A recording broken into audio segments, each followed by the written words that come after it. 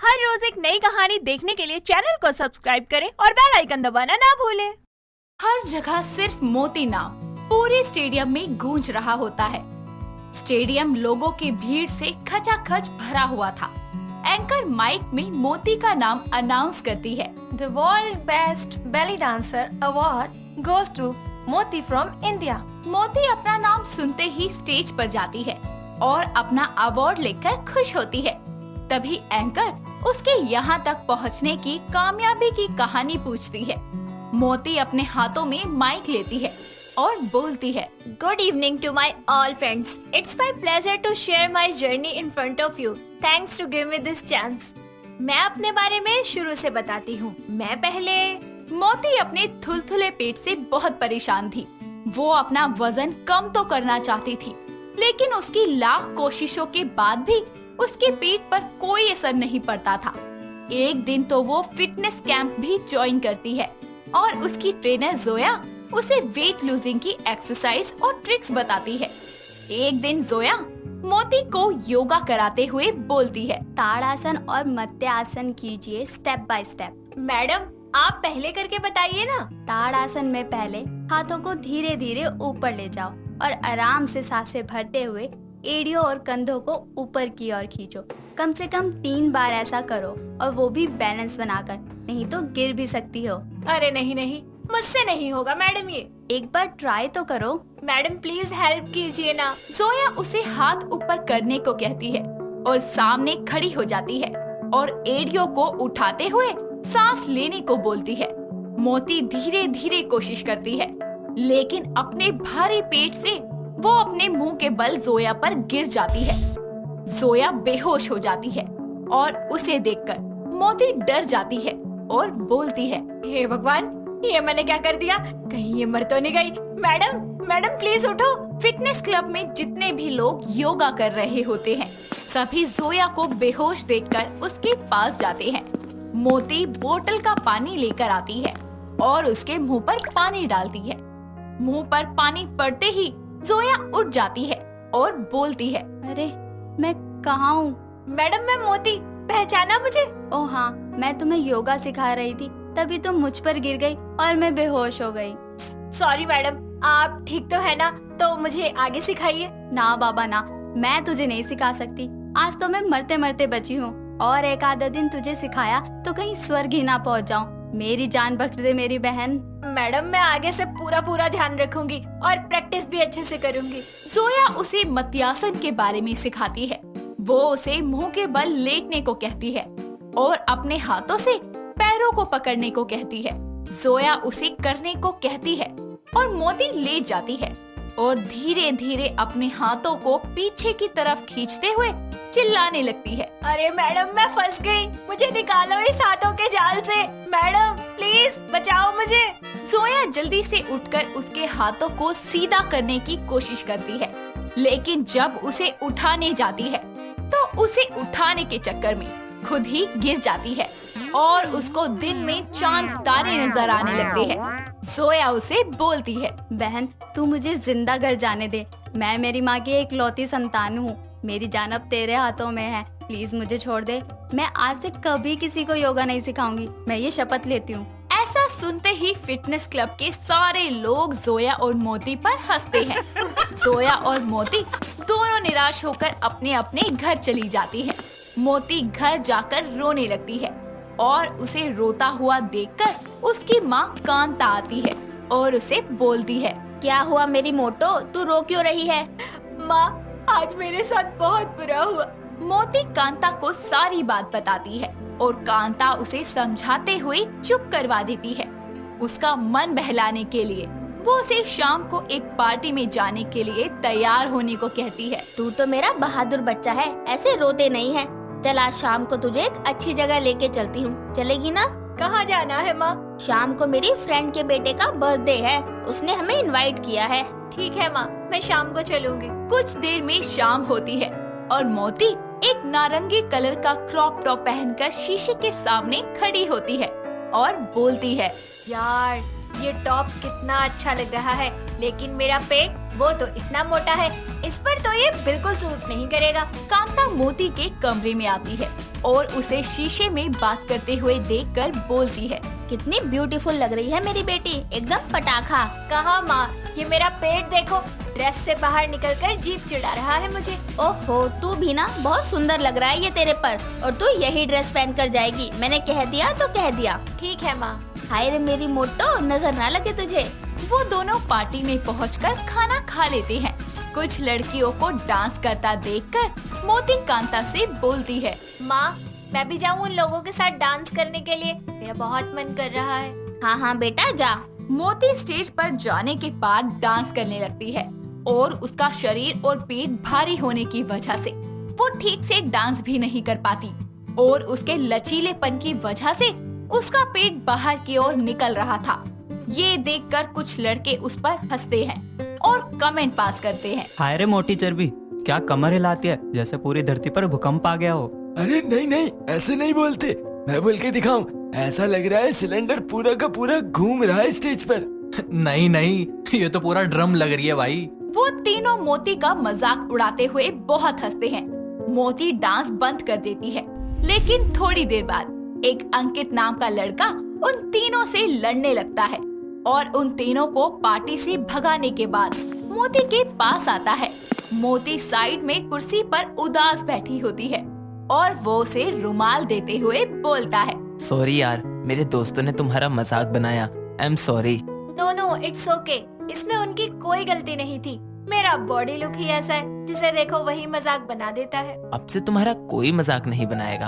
और मैं एक डांसर हूँ और मैंने देखा तुम बहुत अच्छा डांस करती हो। अगर थोड़ी और मेहनत करो तो उससे भी बढ़िया कर सकती हो। क्या सच में? हाँ बिल्कुल, इवन तुम अपने आप को चैलेंज करके एक बेहतरीन बेली डांसर भी बन सकती हो। अगर तुम सीखना चाहती हो तो मैं तुम्हें सिखा सकता हूँ। मैं जरूर सीखना चाहूंगी यार। तुम मेरा नंबर ले लो और कल से ही मेरे डांस एकेडमी आ जाना। जी जरूर। वो दोनों आपस में बातें करते हैं और तभी मोती की माँ आकर उन दोनों से बातें करती है और फिर दोनों अपने अपने घर चले जाते हैं।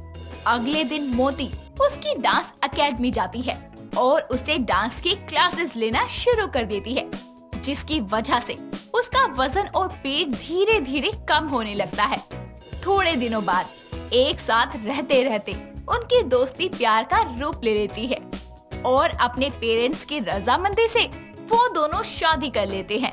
लेकिन वो डांस करना कभी नहीं छोड़ती।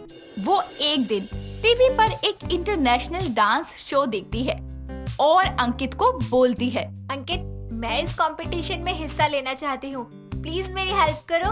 Oh wow, what a great idea. तुम्हें अच्छा लगा ना? मैं तुम्हारी पूरी हेल्प करूंगा, तुम्हें आगे ले जाने के लिए पूरा साथ दूंगा। देखना, तुम्हें वर्ल्ड की बेस्ट बैले डांसर बनाऊंगा। ओह थैंक्स। मोती अपनी कंपटीशन की तैयारियों को पूरी मेहनत से करती है और वो अपना परफॉर्मेंस स्टेज पर शो करती है और रिजल्ट आने पर उसे पता चलता है कि वो सिलेक्ट हो गई है।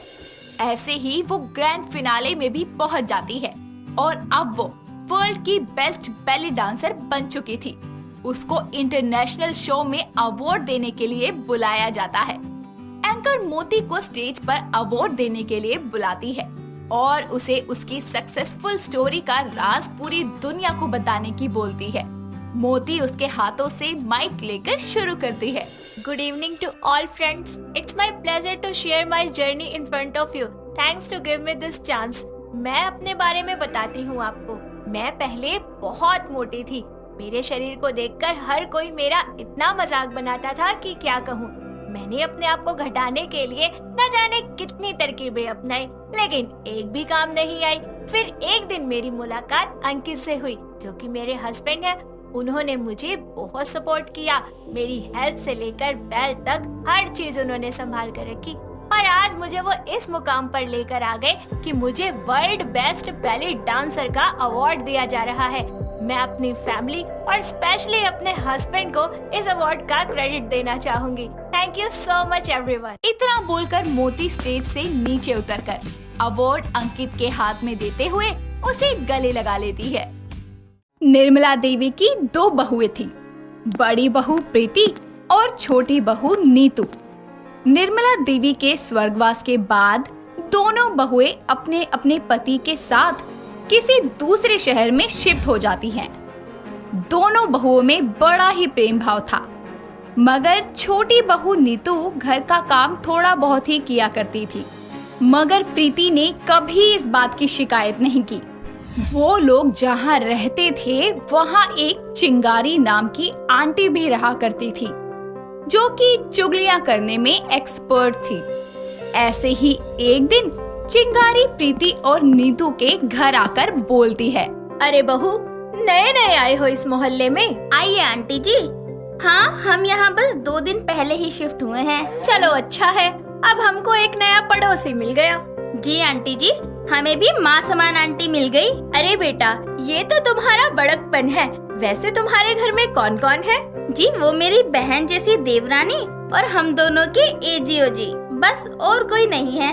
अरे वाह, बहुत अच्छे। चलो कभी फुर्सत से मिलते हैं। चिंगारी आंटी घर से बाहर निकलने के बाद खुद से बोलती है, हमारा नाम चिंगारी है और हमारा काम ही है अपने चिंगारियों से लोगों के घरों में आग लगाना। अब देखो तुम्हारे साथ क्या क्या होता है। ऐसे ही समय बीतता जाता है और अब चिंगारी आंटी प्रीति के घर आए दिन आया करती। ऐसे ही एक सुबह छोटी बहू नीतू घर के बाहर एक ठेले से सब्जियां ले रही थी। जब चिंगारी आंटी की नजर नीतू पर जाती है तो वो भी सब्जियां लेने पहुंच जाती है और वहां आकर वो नीतू से बोलती है, अरे नीतू बहू, तुम? हाँ आंटी जी। बड़ा ही अजीब लगा तुम्हें ऐसे देखकर। मगर क्यों? अरे अब क्या ही बोलूं। बड़ी बहू प्रीति कह रही थी कि मेरी देवरानी तो कोई काम नहीं करती, सारा काम मुझे अकेले ही करना पड़ता है। क्या दीदी ने ऐसा कहा? अरे वही तो मैं सोच रही हूँ कि प्रीति ने भला ऐसा क्यों कहा। आंटी जी, ऐसा कुछ नहीं है। दीदी ऐसा बोल ही नहीं सकती। काश ऐसा ही होता। बाकी तुम्हारी मर्जी है बहू। मेरा काम तो तुम्हें सच बताना था। यकीन करना ना करना तुम्हारे ऊपर है। अरे सब्जी वाले भैया, जरा 2 किलो आलू तो तोल देना। नीतू बहू मुंह बनाकर सब्जी लेकर घर चली जाती है और कमरे में आकर सोचने लगती है, क्या पता मैं घर का काम नहीं करती हूँ तो दीदी सच में मेरी चुगली करती हो। पर दीदी की ऐसी आदत तो नहीं, फिर ये चिंगारी आंटी झूठ क्यों बोलेंगी? तभी उसके कमरे में प्रीति आती है और उसे बोलती है, अरे नीतू, चल खाना खा ले तू। दीदी एक बात पूछूं? हाँ बोल। दीदी, क्या आप चिंगारी आंटी से बात करते हो? हाँ, उनसे तो रोज ही बात होती है। अरे मैंने गैस पर दूध रखा है, मैं जाती हूँ, कहीं उबल के बाहर ना आ जाए सारा। इतना बोलकर प्रीति वहाँ से चली जाती है। ऐसे ही कुछ दिन बाद जब प्रीति छत पर कपड़े सुखा रही होती है, तभी चिंगारी आंटी भी छत पर आ जाती है और प्रीति से बोलती है, अरे प्रीति बहू, ये क्या सुन रही हूँ मैं? क्या हुआ आंटी? अरे अब क्या ही बोलूँ मैं जो देख रही हूँ वो सच है या फिर जो मुझसे कहा गया है वो सच है, समझ नहीं आ रहा। बोलो तो आंटी। बस यही बेटा कि छोटी बहू सब्जी लेते हुए मुझे मिली थी और कह रही थी कि दीदी सारा काम मुझसे करवाती है, खुद सारा दिन आराम करती है। अरे तुम समझदार हो, वो छोटी है, मिलकर रहा करो दोनों। छोटी ऐसा बोल ही नहीं सकती। अब सच तो यही है, मानो या ना मानो वो तुम्हारी मर्जी है, लेकिन हाँ छोटी बहू से कुछ मत कहना वरना उसे लगेगा मैंने बातें इधर उधर की हैं। इतना बोलकर आंटी वहाँ से चली जाती है और ऐसे ही समय बीतता जाता है। चिंगारी उन दोनों देवरानी जेठानी के बीच में अपनी चिंगारियों पे चिंगारियां लगाने का काम जारी रखती है और धीरे धीरे दोनों बहुओं में बहुत खटास आ जाती है। दोनों एक दूसरे से बहुत कम बात करने लगती हैं। इसी के साथ साथ अब अपना काम खुद किया करती और अपने कमरे में ही ज्यादातर रहने लगती। ऐसे ही एक दिन बड़ी बहू प्रीति मार्केट से सब्जियां लेने जाती है कि तभी उसकी गैर मौजूदगी में चिंगारी आंटी घर आती है और नीतू किचन में अपने लिए चाय बना रही होती है। चिंगारी नीतू को तलाशते हुए रसोई तक पहुंच जाती है और बोलती है, अरे नीतू बहू, तुम घर पर अकेली काम कर रही हो? प्रीति कहाँ गई? घूमने गई है क्या? नहीं तो, वो तो बाहर सब्जियां लेने गई हैं। अरे वो इतना बन ठन कर निकली थी ना, मुझे लगा किसी पार्टी में जा रही है। अरे नहीं आंटी, ऐसा नहीं है। वैसे पता है प्रीति क्या कह रही थी? कह रही थी कि तुम जितना भी तैयार क्यों ना हो जाओ, लेकिन उसके खूबसूरती के आगे फीकी पड़ जाती हो। आंटी, मुझे एक बात समझ नहीं आती कि दीदी आपसे चुगलियाँ क्यों करती हैं। जो बोलना है मुझसे बोले, तब मैं बताती हूँ उन्हें। अरे अब क्या ही कहूँ, सबकी जेठानी ऐसी ही होती है, मेरी भी ऐसी ही थी। अच्छा आंटी, मगर अब बहुत हुआ। अब तो उन्हें मैं बताकर ही रहूंगी कि नीतू क्या चीज है। तभी वहाँ बड़ी बहू प्रीति आ जाती है। चिंगारी आंटी को देखकर प्रीति को थोड़ा सा अजीब लगता है और वो मन ही मन में बोलती है, क्या बात है, आंटी का डेरा जब देखो तब हमारे घर में ही लगा रहता है। अच्छा बहू, अब मैं चलती हूँ। इतना बोलकर चिंगारी वहाँ से निकल जाती है और नीतू अपनी जेठानी से बोलती है, क्या बात है दीदी, देख रही हूँ आजकल बड़ी तकलीफ हो रही है आपको मुझसे। तू कैसी बातें कर रही है? तकलीफ मुझे नहीं बल्कि तुझे हो रही है। हाँ चिंगारी आंटी, मेरी देवरानी घर का कोई काम नहीं करती, सारा काम मैं ही करती हूँ। क्या कहा तूने? जो सुना आपने। चिंगारी आंटी का नाम लिया तूने।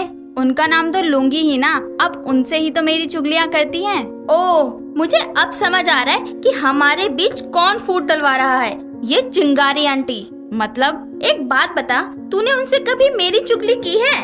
कभी नहीं। बस फिर वो है जो हमारे बीच फूट डलवा रही है। देख कल मैं क्या करती हूँ। ऐसे ही अगले दिन आंटी फिर से प्रीति के घर आती है और प्रीति से बोलती है, अरे बड़ी बहू नीतू कहाँ है? वो क्या है ना आंटी जी, नीतू थोड़ा बाहर गई है मार्केट। अरे तू यहाँ काम कर रही है? वाह, तू इतना सब कुछ करती है, फिर भी बड़ी बहू कहती है कि मेरी जेठानी मुझसे सारा काम करवाती है। बड़े होने का खूब फायदा लेती है।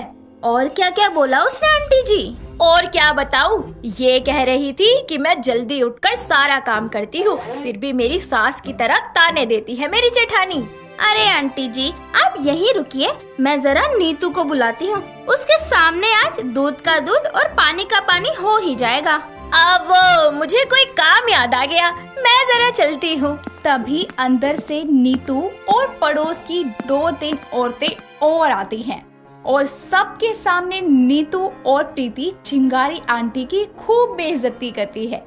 जिसके बाद नीतू बोलती है, शर्म नहीं आती क्या आपको ऐसा काम करते हुए? लोगों का घर तुड़वा कर क्या मिल जाता है आपको? देख लीजिए आप सब, ये है इस मोहल्ले की चुगलखोर आंटी जो लोगों के बीच चिंगारियां लगाती है। दीदी मुझे माफ कर देना, मैंने इन चुगलखोर की बातों में आकर आपसे बात करना बंद कर दिया था। अरे कोई बात नहीं नीतू, मगर इससे ये सीख मिल गई कि हमें लोगों की सुनी सुनाई बातों पर नहीं जाना चाहिए।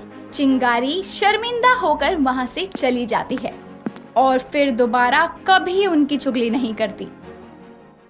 दोस्तों, अगर आपको ये कहानी पसंद आई तो इसे लाइक करें, शेयर करें और कमेंट करके बताएं कि कहानी में आपको सबसे अच्छा क्या लगा।